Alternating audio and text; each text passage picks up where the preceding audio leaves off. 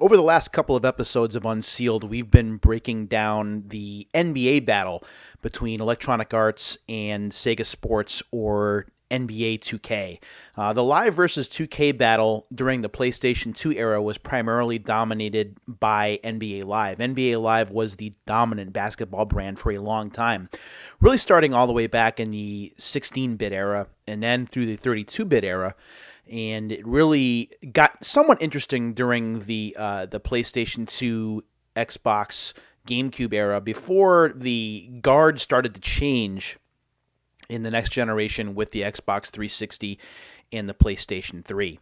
So just to recap, we started off by looking at these two games. We started to look at NBA 2K3 and NBA Live 2003. As you remember, NBA 2K3 was the first game to put in ESPN-style presentation and had the license for the first time.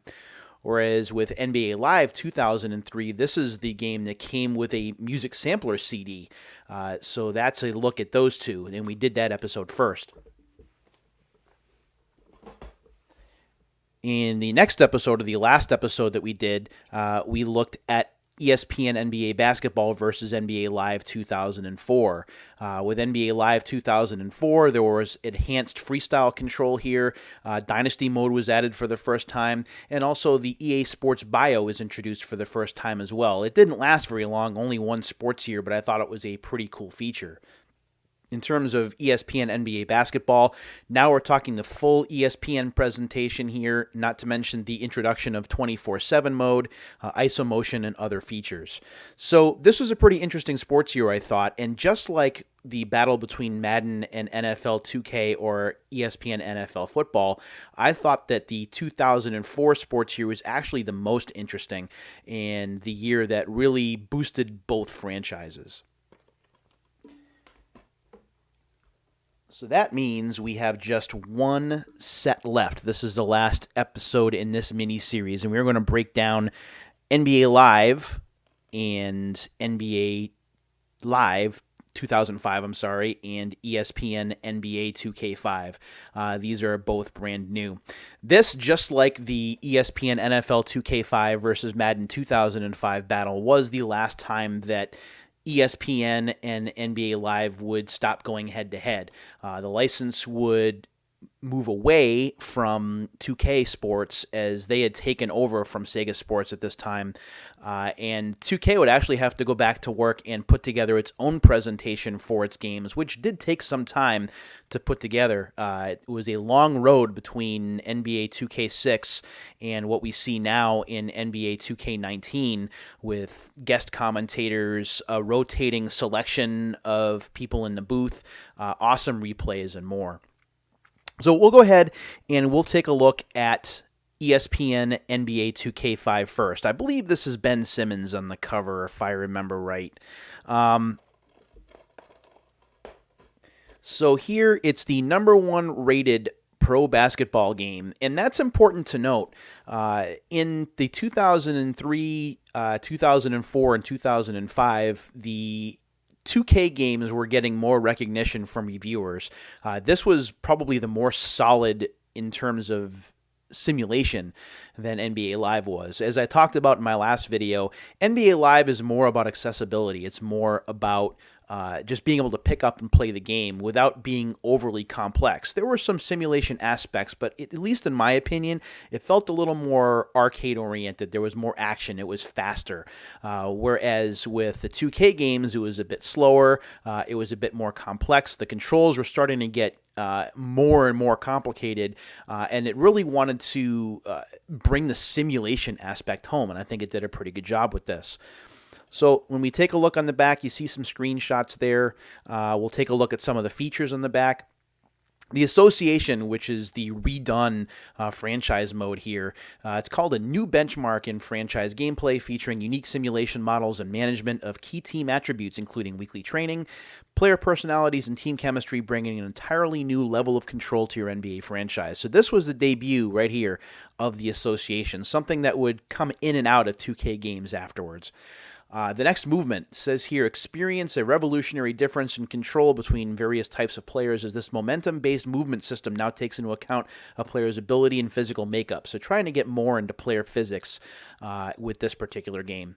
Full authority, and it is trademarked here. A bold new advancement in simulating games for your franchise, featuring a dynamic coaching system that enables you to dictate player matchups and alter coaching strategies, while full motion replays bring in-game events to life. So here we're talking about more intricate coaching as well, getting with the simulation aspect.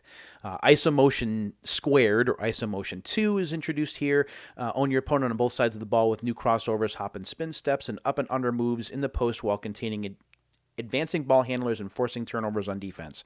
So this is building on the initial debut of Isomotion in ESPN NBA basketball. 24/7 returns. We talked about that a little bit last time. One of the most innovative features in sports games gets twice as big with now over 100 new items, new timed mini games, a respect system, and multiplayer games. 24/7, of course, being based on the system clock, kind of like what the Tiger Woods games did later on in their PlayStation 2 lifespan, where it used the system clock and time and date in order to set up different tournaments, different events. This does the same thing. And of course, presentation by ESPN. New broadcast camera angles, follow cam, stat overlays, and commentary featuring sideline reporter Michelle Tafoya, who's now with NBC, and Hall of Fame legend Bill Walton dissecting the action, all in the style of the worldwide leader in sports. So we're going to go ahead and we're going to open this up, and we're going to see here that it does have the ESPN NBA 2K5 seal at the top. Something that was very difficult to do. This particular game, I actually had to pay a little bit more for than I wanted to. Finding this game new and sealed was a difficult prospect. I did not expect to have this much difficulty finding the game sealed, but it is here, and I am glad that I'm opening this up. It's good because my version of the game has seen better days. Trying to open this up. There we go. Going to slide the plastic right off of there. Interesting to note as well that you don't see you see Sega down in the lower corner. This is the last Sega sports game. They did this together with Take-Two Entertainment and actually was released under the what is it? The Global Star Software label, which is like a budget label. And that's the other thing to know about this. This game was $20 when it came out, just like ESPN NFL 2K5. These games are $20, so you're getting one of the best basketball games around for a 20 spot. And when you compared that against NBA Live, which was 50, yeah, that's a pretty big deal. Let's go ahead and take the seal off up here. Hopefully I can do that. Last time I had to just kind of break the seal because I wanted to be able to open the game. There we go. Taking that off there just like that. Whoop. Come on, off my finger. There we go. So we're going to open this up. Just want to make sure that the disc doesn't fall out. It does not. So when we open it up, it's not as intense as the last... There we go. Just want to make sure you can see it on camera. As ESPN NBA basketball, you see the player and the logo, and that's about it. We'll take the manual out really quick, and we'll see if there's anything interesting in there. Probably not, I'm guessing. You can check out the 2K5 lineup with ESPN video games. This only has a 32-page manual, and actually the last few pages are either for notes or for ads. Remember ESPN Insider before it became ESPN Plus? Yeah, I do. ESPN the magazine was also a thing. And half of this, wow. I mean, it's only 20 pages long, really, because the rest of it is credits. There are a ton of credits in here, which makes sense. So as we look inside the manual, it talks about play controls, which is certainly important in this particular game because it is a bit more intricate than most other basketball games. Offense, free throw shooting, post up, which is important. All the different game modes, 24/7, the association. Street is here, full court, half court, one-on-one, 21, and tournament. Practice is here as well, talks about online play, because of course network play was still a pretty big deal in 2005 as we were getting ready for the first online dependent generation of consoles being the Xbox 360 and the PlayStation 3. So ESPN NBA 2K5. $20 for a fantastic basketball game as long as you're simulation minded. If you were more arcade style, you could certainly adjust the sliders to make the game more enjoyable, but this was definitely one for the more hardcore basketball fan. All right, one more game to open up, and I believe this is Carmelo Anthony on the cover, if I remember right. This is Live 2005. EA Sports Freestyle Air is here, and we'll take a look at some of the features. EA Sports Freestyle Air become an offensive force with all new jams, user-controlled tip-ins and putbacks, and adjustable mid-air layups and dunks. So again, focusing more on action here. NBA All-Star Weekend from the electrifying Slam Dunk Contest, and the Slam Dunk Contest was lifted from NBA Street Volume 3, I believe. Where you take complete control of every dunk to the three-point shootout. You can steal the show during the NBA All-Star Weekend. That's a fantastic get. I'm a big fan of All-Star festivities, whether it's in the NBA, the NHL, even the Major League Baseball All-Star Game, although I prefer the Home Run Derby myself, and even the Pro Bowl a little bit, although it's become less and less in quality in recent years. Build the greatest dynasty with all new interactive rookie scouting and an always at your fingertips PDA. Remember when PDAs were a thing? Remember Palm Pilots? Yeah, I remember those. Lead your franchise for multiple seasons as you become the architect of an unstoppable dynasty. EA Sports Freestyle Control returns. Hit the court running with a collection of brand new moves that put even more control in your hands with further player differentiation and more signature moves. Your game has been personalized. Freestyle from coast to coast. Also, just like NBA 2K5, this accents the online or network play. Can go freestyle against opponents anywhere in North America. See if you can earn and maintain your place as basketball's best anywhere, anytime. Just like ESPN NBA 2K5, this has the seal at the top, so we're going to check that out. Also, I don't know if you can see it. It's going to be really hard to see on camera, but there's actually an EA seal right at the bottom of that, which I think is pretty cool. I don't know whether that means that this is from the EA store or this is what was sold in stores. I think this is just what was sold in stores, and it just shows that this came right from EA itself. So we're going to try and keep this on camera. I know this episode is running a little bit long, but this is the last episode in the mini-series, so I want to make sure I give it the appropriate amount of time. So there we go. We're going to take the plastic right off there just like that. Do love these seals, by the way. Where's my finger? Right there. These iridescent seals, I love those. We'll go ahead and we'll get this opened up. And once we open it up and we take a look at the manual, I'm just going to give some last thoughts on this series as we close the book on another EA versus 2K battle. One that was much more prominent in years gone by. We'll just drop that right there. And let me open this up. Okay, and just like ESPN NBA 2K5, we see pretty much the same, whether it's the instruction manual or the disc. We don't see anything different on the disc. It's kind of tame. So whereas the NBA 2K5 manual was 30 pages, this one here is just 12. This is when EA was starting to get away from their instruction manuals and do more things in-game. You could register your game online, of course. There's your game access code. Everything's black and white here. You have a list of all your controls, should you need them. On the court, talking about freestyle control, off-ball switches, talking about the playbook, playing online, and that's pretty much it. There's not a lot here in terms of the different game modes. It's you can pretty much figure it out as you go. You don't need to see a whole heck of a lot. There's some information about the online play there as well.